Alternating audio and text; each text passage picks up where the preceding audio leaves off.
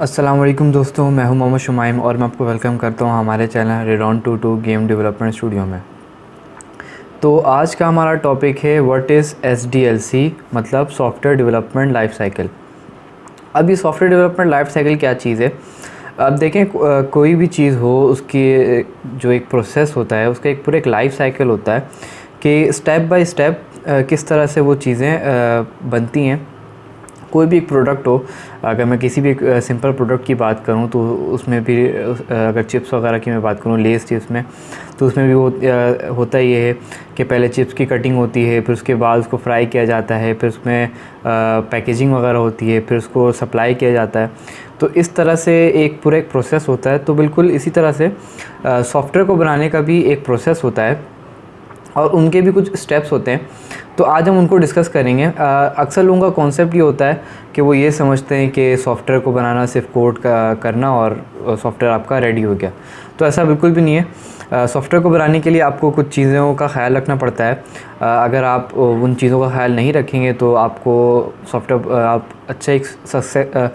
एक बहुत ही अच्छा और सक्सेसफुल सॉफ्टवेयर नहीं बना सकते। तो चलें उन चीज़ों को डिस्कस करते हैं बिना किसी टाइम को वेस्ट किए हुए। तो सबसे पहली चीज़ जो आती है, इसमें 5 कुछ फ़ेज़ होते हैं, मैं आपको बता दूं। तो पहला फ़ेज़ होता है डिफ़ाइनिंग द प्रॉब्लम, फिर दूसरा फ़ेज़ होता है प्लानिंग द सॉल्यूशन, तीसरा फ़ेज़ होता है कोडिंग द प्रोग्राम, चौथा फ़ेज़ होता है टेस्टिंग द प्रोग्राम, और लास्ट में जो के फ़ेज़ होता है वो है डॉक्यूमेंटिंग द प्रोग्राम। तो इन 5 फेजेस से होकर जो आपके सॉफ्टवेयर एक कंप्लीट सॉफ्टवेयर डेवलप होता है। तो चलें इन पांचों फेजेस को बारी बारी डिस्कस करते हैं। सबसे पहली चीज़ डिफ़ाइनिंग द प्रॉब्लम। तो देखें डिफ़ाइनिंग द प्रॉब्लम क्या है। जो फर्स्ट स्टेप ये होता है, मान लें आपके पास एक क्लाइंट आया, आके वो उसको जो है एक सॉफ्टवेयर चाहिए।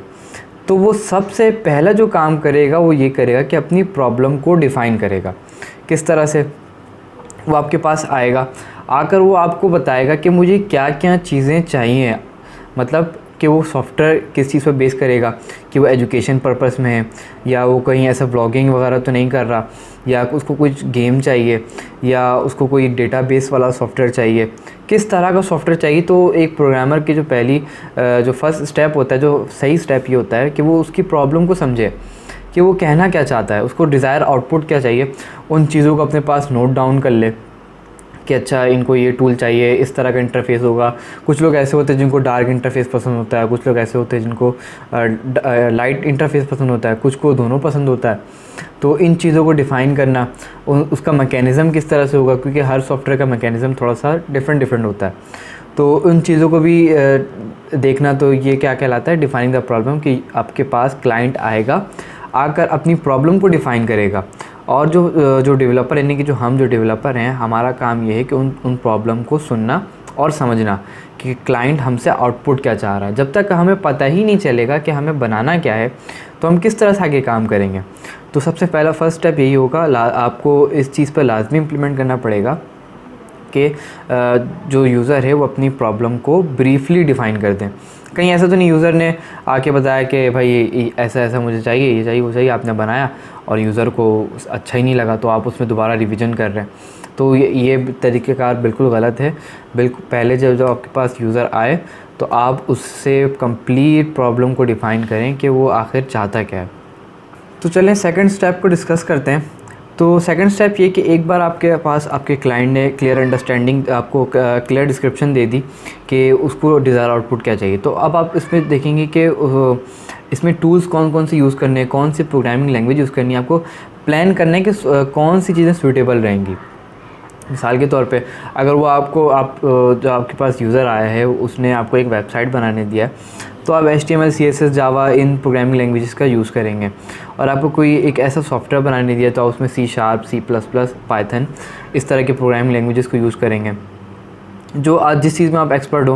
मिसाल के तौर पे अगर आपको पाइथन भी आती हो और आपको C++ भी आती हो, तो ये सारे जो प्रोग्रामिंग लैंग्वेजेस ऑब्जेक्ट ओरिएंटेड हैं, तो इन चीज़ों पे जो काम करना काफ़ी ज़्यादा आसान होता है। तो आप क्या करेंगे, उन चीज़ों को प्लान करेंगे। फिर उसके बाद जो है उसका प्रोग्रामिंग स्ट्रक्चर, उसकी टेक्निक्स, उसका प्रोग्राम डिज़ाइन, कि वो डिज़ाइन किस तरह से किया जाएगा, क्या किस में ज़्यादा आसानी होगी मुझे डिज़ाइन करने में। अगर आपको यूज़र इंटरफेस बनाना है उसका, तो आपको फ़ोटोशॉप में डिज़ाइन करने में ज़्यादा आसानी होगी। तो ये सारी चीज़ें जो है आपको फिर उसके बाद ये प्रॉब्लम को समझने के बाद फिर ये आपको प्लानिंग करनी पड़ेगी, ठीक है। फिर नेक्स्ट स्टेप की तरफ चलते हैं। जो हमारा थर्ड स्टेप है वो ये है कि कोडिंग द प्रोग्राम। एक बार आपको समझ में आ गया कि भाई प्रॉब्लम क्या है, उसको क्या आउटपुट चाहिए, फिर आपने ये डिसाइड भी कर लिया कि मैं ये प्रोग्राम चूज़ करूँगा। मिसाल के तौर पर आपने C++ चूज़ कर लिया कि यार मुझे अब इस सॉफ्टवेयर या इस टास्क के लिए मुझे C++ सूटेबल रहेगा। तो आप अब क्या करेंगे, अब उसको कोड करने बैठेंगे। अब कोडिंग में क्या कि टॉप डाउन डिज़ाइन आप देखेंगे कि कोड किस तरह से वो चल रहा है, क्योंकि जो प्रोग्रामिंग लैंग्वेजेस है वो सीक्वेंस को फॉलो करता है, तो इन चीज़ों का भी बहुत ख्याल रखना पड़ता है। तो उसके बाद आप क्या करेंगे कि इंस्ट्रक्शन पास करेंगे, जैसे मैंने आपको पिछली वीडियो में बताया था। तो टाइम टू टाइम आप इंस्ट्रक्शन पास करेंगे। आपके पास रिसोर्सेज क्या क्या अवेलेबल हैं, आप किन लाइब्रेरीज़ को यूज़ कर सकते हैं, कितना आसान से आसान अपने प्रोग्राम को बना सकते हैं ऑब्जेक्ट क्लास को यूज़ करके, इन चीज़ों से। तो उम्मीद है आपको ये चीज़ें क्लियर हो रही होंगी। अगर क्लियर ना हो तो आप मुझे कमेंट बॉक्स में बता सकते हैं कि आप सवाल कर सकते हैं, मैं आपको इंशाल्लाह आपको उसी का जवाब दे दूँगा। तो हमारा जो फर्स्ट स्टेप है वो है टेस्टिंग द प्रोग्राम। अब क्या हो गया कि आपने भाई ये सारी चीज़ें समझ लिया, आपने प्रोग्राम को कोड कर लिया। अब कोड करने के बाद आप अपने प्रोग्राम को लाजमी टेस्ट करेंगे। अब टेस्ट किस तरह से, डिफरेंट तरीके से टेस्ट करेंगे। कहीं ऐसा तो नहीं वो एक बार चल रहा है और फेल हो जा रहा है। तो इस चीज़ का भी बहुत ख्याल रखना पड़ेगा आपको कि आप प्रोग्रामिंग को बार बार टेस्ट करें, अलग अलग तरीक़ों से टेस्ट करें। मैं अगर अपनी मिसाल दूं तो होता ही है कि हम लोग जैसे गेम्स वगैरह बना रहे होते हैं तो बीच में कुछ बग्स वगैरह आ रहे होते हैं, कुछ एरर आ रहे होते हैं कि एक दो बार वो चला, फिर वो इन्फिनाइट में लूप में चला गया, या वो बार बार जो है मतलब चीज़ें फेल कर रहा है। तो डिफरेंट तरीके से हम चेक करते हैं, अलग अलग कंडीशन को लगा कर के यार अगर ये मैं चला रहा हूँ तो कहीं ऐसा तो नहीं ये प्रोग्राम इसके साथ क्लैश हो रहा है। कि मैं आपको एक छोटी सी एग्जांपल देता हूँ कि मैंने प्रोग्राम बनाया क्राउचिंग का, मतलब बैठकर चलने का, और स्प्रिंट का प्रोग्राम बनाया, मतलब तेज़ी से भागने का। तो जब कहीं ऐसा तो नहीं कि मैं स्प्रिंट मैंने किया तो तेज़ी से भाग रहा है, और मैं अगर कंट्रोल दबा के उसको मतलब वो क्राउच कर जाता है, तो कहीं ऐसा तो नहीं कि वो क्राउच करके भी उसी स्पीड से भाग रहा है।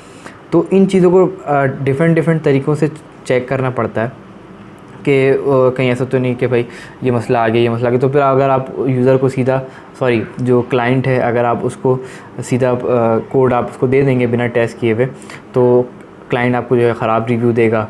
तो ये तरीके का बिल्कुल गलत है। आपको प्रोग्राम को लाजमी टेस्ट करना पड़ेगा, और एक बार नहीं बार बार हर तरीक़ों से टेस्ट करना पड़ेगा। फिर टेस्ट करने के बाद नेक्स्ट स्टेप जो है वो है डॉक्यूमेंटिंग द प्रोग्राम, जो हमारा फिफ्थ स्टेप है। अब डॉक्यूमेंटिंग से क्या मुराद, देखें आपने डिज़ाइन कर लिया, टेस्ट भी कर लिया, आपका प्रोग्राम सक्सेसफुल हो गया कि अच्छा भाई चलो मेरा सॉफ्टवेयर बिल्कुल ऑन हो गया। अब आप क्या करेंगे, अब जो है ना उसमें एक प्रोग्राम की डॉक्यूमेंटिंग करेंगे कि ये सॉफ्टवेयर काम किस तरह से करेगा। इसकी मिसाल, जैसे आप कोई भी प्रोडक्ट वगैरह ख़रीदते हैं इलेक्ट्रॉनिक्स, तो उसमें एक आपको इंस्ट्रक्शन बुक मिलती है। तो उसमें होता ये कि डॉक्यूमेंटिंग की भी होती है कि कौन सी चीज़ कैसे चलेगी, कौन सी चीज़ कैसे नहीं चलेगी। तो बिल्कुल इसी तरह से कि आपने एक सॉफ्टवेयर बनाया, तो अब आपको जो है उन चीज़ों के बारे में बताना पड़ेगा यूज़र को कि ये वाला पेन टूल इसकी से काम करेगा, इसके फंक्शंस ये हैं, ये इस तरह से ये काम करेगा। उसके बाद अगर मैं पेंट की एग्ज़ाम्पल दूं तो आपको बताना पड़ेगा कि ये जो इरेज़र टूल है वो किस तरह से काम करेगा। तो इसकी पूरी कंप्लीट डॉक्यूमेंटेशन आपको देनी पड़ेगी कि आपने क्या क्या चीज़ें यूज़ की हैं, क्या क्या चीज़ें यूज़ नहीं की हैं। तो इन चीज़ों का भी ख्याल रखना पड़ेगा। तो ये 5 फेजेस थे, इनको मैं दोबारा एक बार रिवीजन कर देता हूँ। पहला फ़ेज़ जो है हमारा वो है डिफाइनिंग द प्रोग्राम। फिर दूसरा फेज़ है प्लानिंग द सॉल्यूशन, और तीसरा फेज़ है कोडिंग द प्रोग्राम और टेस्टिंग द प्रोग्राम। फिर उसके बाद है डॉक्यूमेंटिंग द प्रोग्राम। तो इन 5 फेजेस के कंप्लीट करने के बाद ही एक सक्सेसफुल सॉफ्टवेयर बन सकता है। इसके अलावा अगर आप सोच रहे हैं कि सिर्फ कोडिंग करने से सॉफ्टवेयर बन जाता है, तो ऐसा बिल्कुल भी नहीं है। इन चीज़ों का ख्याल रखना पड़ता है। तो उम्मीद है आपको ये वीडियो पसंद आई होगी। तो वीडियो अच्छी लगी तो लाइक करें, दोस्तों के साथ शेयर करें और हमें सपोर्ट करें। हमें आपकी सपोर्ट की बहुत ज़रूरत है। तो अब तक के लिए इतना ही। अगर कोई सवाल हो तो आप हमारे कमेंट सेक्शन में सवाल कर सकते हैं या DM कर सकते हैं। इंशाल्लाह मेरी कोशिश होगी कि मैं आपको उन चीज़ों का जवाब दे दूँ लाजमी। तो अब तक के लिए इतना ही। अल्लाह हाफ़िज़।